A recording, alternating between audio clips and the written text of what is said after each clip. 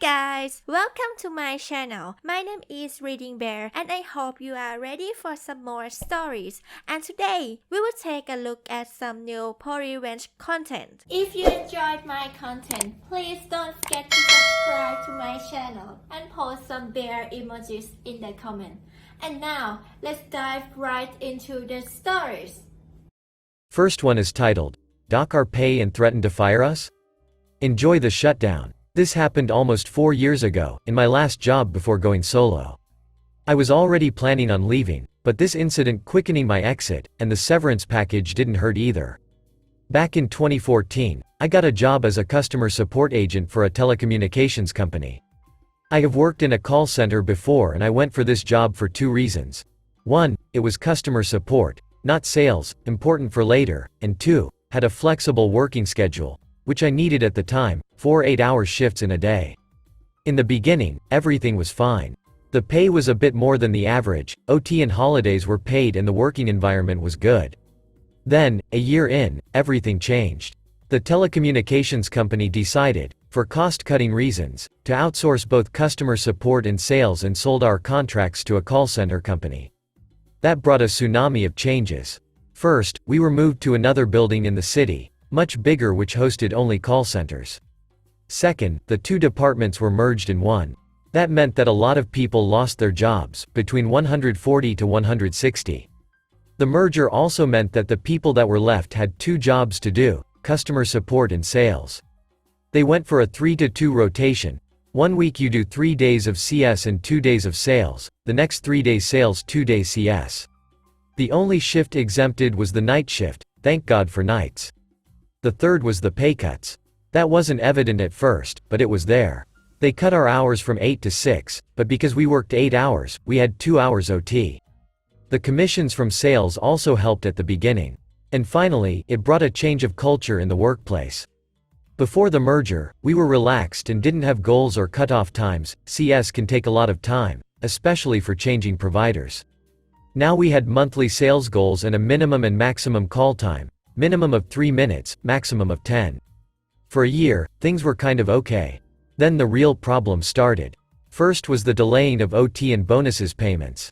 Then, almost all our managers quit and the new ones, brought over from other call centers, that were more tin tyrants than managers. Raising the targets for daily calls and sales to unrealistic targets didn't help either. We started to become a meat grinder. People were leaving, and new employees didn't last long, 4 months on average. New policies were implemented that made no sense, like if you're 10 minutes or more late you had an hour of your pay docked. During that time, I and some other experienced employees were writing everything down, just in case. A couple of major incidents happened, but the worst was about to happen. It is important to note that I live in a country that has earthquakes, usually 2 majors in a year. There are certain procedures that you must follow during an earthquake. You kind of see where this is going. It was around 1400 on a Friday of August when an earthquake happened. It was a good, long one. Most of us were on the phones at that hour. Most of us took immediate precautions. After it passed, most of us tried to follow the evaluation procedures. But the managers stopped us. They said that the phones were still working, and we had to do our jobs. Most people got scared and went back to work, but I and a few others, about 10 in total, walked out. 10 minutes later, we all got a call from HR that because we walked out, our pay for the day was docked and if we didn't return, we would be fired. 15 minutes after that, the first aftershock hit, bringing down the power, forcing them to evacuate the building. Their response time was atrocious, 2 hours and 3 aftershocks. The same afternoon, we had contacted our union and filed complaints. We spilled the beans about everything, especially the last day. On Monday, the union opens an investigation on the incident. HR and the managers tried to stonewall them, but their atrocious evacuation time during a major earthquake had caught the eye of the government agency responsible for work safety. Thanks to some helpful cops directing traffic scene, it was the last building evacuated. Along with the union being watchful already, from a previous incident, the investigation was thorough. The investigation brought to light all the bad practices of the company. The biggest fine was by the government, due to the evacuation failure. Adding to that was a 2-month shutdown to check the building for structural damage, which found 6 emergency exits locked. All the employees, for all the call centers, got 3 months of extra pay as compensation for being denied evacuation. Then came the labor laws violations. Everybody was paid in full for the day, plus OT, heavily inflated because it was late. The 10 of us that walked out got severance pay on the low 5-digit scale. The call center company, having to pay the fines while having about 40% of their call centers shut down for 2 months, lost some very lucrative contracts. It managed to barely survive until it was bought out by another call center company in 2019. Next one is titled, Shady Apartment Management Firm Tries to Screw Me, Everyone, Over, Ends Up Losing a Ton of Tenants and Income. When I first moved to the region, I had to abruptly end my home search due to a sudden death in the family. As a result, I signed on the first place that had the amenities I wanted and fit within my budget.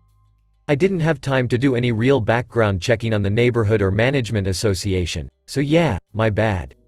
To say it was mismanaged is an understatement, but the place was taken over by a far more professional firm shortly before my lease expired, and since this place was walking distance from a soon-to-complete metro extension, I decided to stick it out.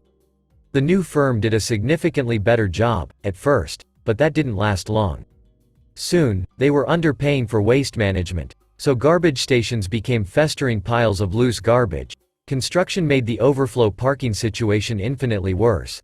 Emergency maintenance orders took up to 2 weeks to be answered. Billing went haywire and people, me, were being charged twice for rent. Then had to fight for weeks to at least get that payment credited towards the next month. They tried more than once to keep it, claiming I owed non-existent back rent. I finally had enough. So this neighborhood had insufficient street parking, and due to construction associated with metro expansion, residents were no longer allowed to park on the main street. The neighborhood had always told people to park in an unpaved gravel lot, even included it on the map for new tenant orientation. Thing is though, they didn't own that lot, the city did. As a result, the neighborhood took zero responsibility for security, maintenance and upkeep of that lot, and it started being used to dump construction garbage and hide stolen cars. My breaking point came when there was a gunfight in the lot, and a stray bullet went through my neighbor's window. Neighborhood charged him to replace the window, by the way. Figured I'd kill a few birds with one stone, so to speak. I reported the illegal dumping to code enforcement, the criminal activity to state and local police, and the illegal land use to the city, county that owned the property. For a week, nothing happened. Then I started seeing code enforcement, surveyors, police, etc. all over the lot taking notes and photos. Within a few weeks, the garbage was gone, the abandoned and stolen cars were towed, and a fence was put up to prevent anyone from accessing the lot. I moved soon after, and apparently so did a lot of other tenants. Last I checked, rent was decreased by around 30%, there are a ton of vacancies, and the shady office staff has all been replaced. I know that there were some fines levied because of the garbage situation, the illegal use of government property, and some other fines. There were also lawsuits regarding their shady billing practices. Oh, and that metro expansion? I moved out 5 years ago and it's still not done. Next one is titled, Get Violent About Sharing My Bed? Right back at you, bud. Having trouble sleeping tonight. Right as I was finally nodding off, this popped into my head, and I started laughing hysterically, waking my husband. It's small but wanted to share. Years ago I was stuck in a really abusive relationship. Won't go too into detail, because it's a long and irrelevant story. In the last months leading up to my escape, Jay, my now ex, would take up the entire bed every night. I would usually have to sleep half laying on the bed, half standing on the floor, without even a corner of the blanket. He would randomly elbow me hard in my neck and spine multiple times a night on top of that. If I tried to ask him to move, push him aside to make room, or attempt to claim some of the blankets, he would beat me with his elbows until I moved to the cold floor. I mean, full-on body slamming me in the ribs and stomach with his elbows, as hard as he could. The whole relationship was bad, and I wish I was strong enough to get out of there sooner. Anyway, one night I found myself with about 1/3 of the full-sized bed, for the first time in ages. Not only did I take advantage of a peaceful-ish night of sleep, but I also got some very minor, petty revenge. As Jay was facing the wall with his back to me, I scooted my butt against him and leaned forward so my body was at a 90-degree angle. After a couple of minutes, I used all my strength to slam my body back into his back, full force. I heard his face hit the wall right before he sat bolt upright screaming, "Oh my God." I pretended to be asleep as he tried to shake me awake before cursing to himself and laying back down. It was great, and I still can't believe I managed to keep a straight face and play it off. He never brought it up, and surprisingly didn't get violent that night. As stupid and petty as that was, years later it's the only thing from those 2 years that still makes me laugh out loud whenever it randomly pops into my head. On a side note, I got my bed back. He's been living in a van drinking himself into a coma for the last 4 years. Next one is titled, Wholesome Revenge Went Farther Than Expected. My high school climbing team has this tradition of getting the entire rock gym to sing team members happy birthday with the condition that they have to announce it or have someone else rat them out. Then there's no escaping the public attention. At this point, I am the longest running team member with about 5 years on the team.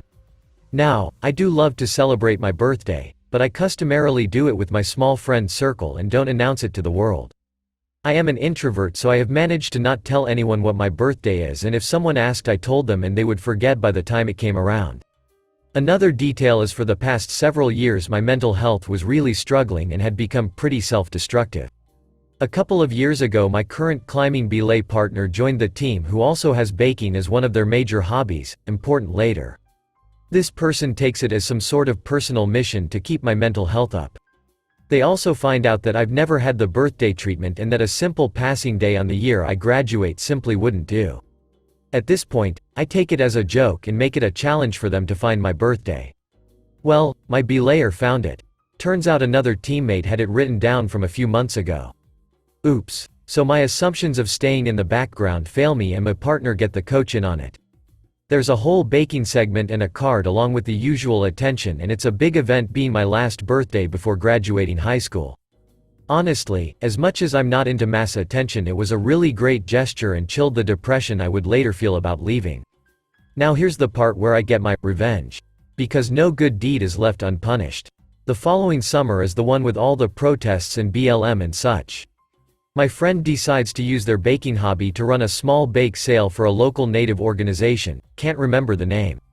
It's not huge, just some online orders they will then deliver and donate the profits. This is my chance to get back. My mom has a pretty big social network. I leak to her that my friend is having this bake sale and she sends the link to a bunch of people.